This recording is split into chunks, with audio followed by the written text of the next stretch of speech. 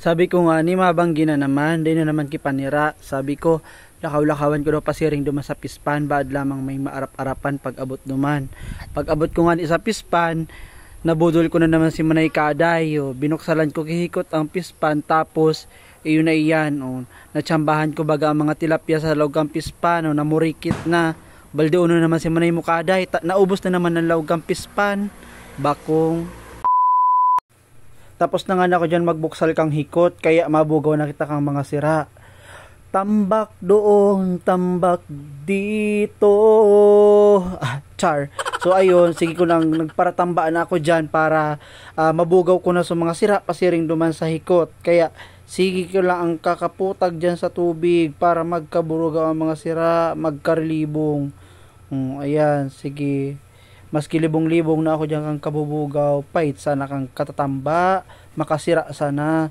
Ta kapag may tiyaga, may sirira.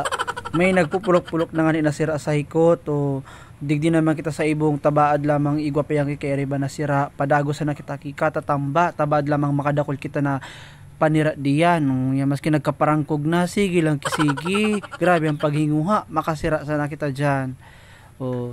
Sige lang, maski pagal-pagal na iyan. Tapos na nga ni kita magtamba, kaya ngunyan, punpun ta na suhikot na binuksalta, tanganing mahiling ta na kung may nagkakurwa kita na sira. May awot pa na kaibahan.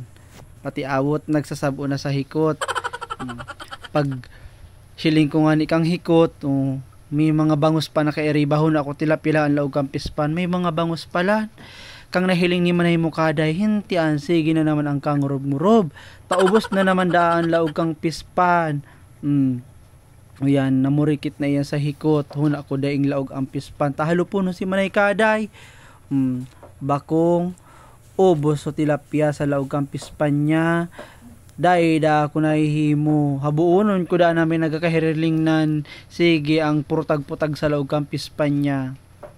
Sige ko nang panguskos din kang panduko ta. Sige nang paburukod kang nuknuk pasiring sa panduko. Mga malaniton kung nauro ko. Bisos na kung namurulan na ang panduko dyan kang kakuskusa. Ulaban lang, maski malaniton magkaragat. Sige lang. Ang importante may panira. Yan, kuskus pa. Laho. Sige ko na lang dyan ang pumpon kang hikota. Nganing mahali na sa mga sira dyan sa hikota. Anong oras naman iyan? Tapos, inyan. Sige, ang sunod ka dyan sa kuya ni Manay Mukaday habang nagpupunpun ako kang hikot. Habang nagsusunod siya sa kuya, sige niya, ngurob-ngurob. So, mga pinalaog niya daan na bangus, nagkaurubos, nagsarap ugabo sa hikot. Tapos, so yan na nga ni,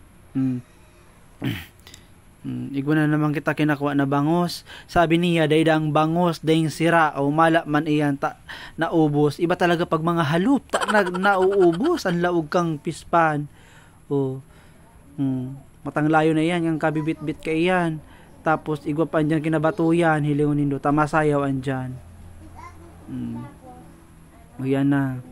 May natungtungan ako ka andyan, an-eat.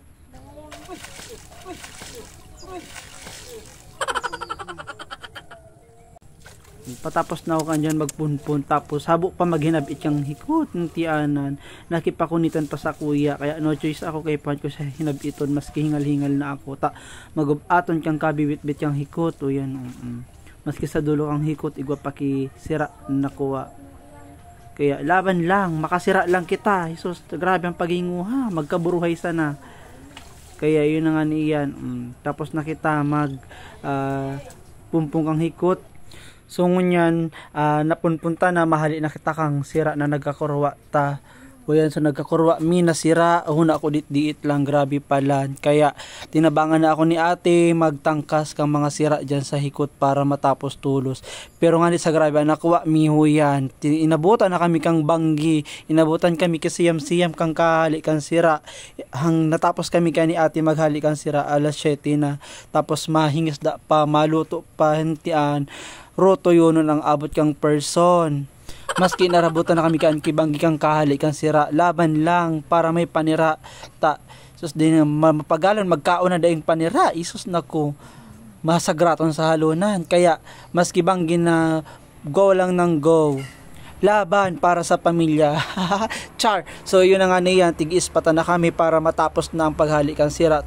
Jesus talaga, matanglayo na yan kasi bago pa kami kang kahali.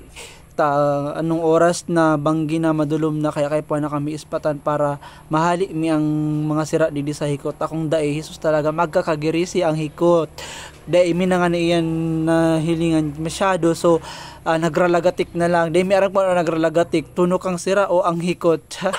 Joke lang. So hinali mi talaga iyan hanggang sa matapos para makakaon na kami. Guslok na talaga dyan ang person. Sus kapagal.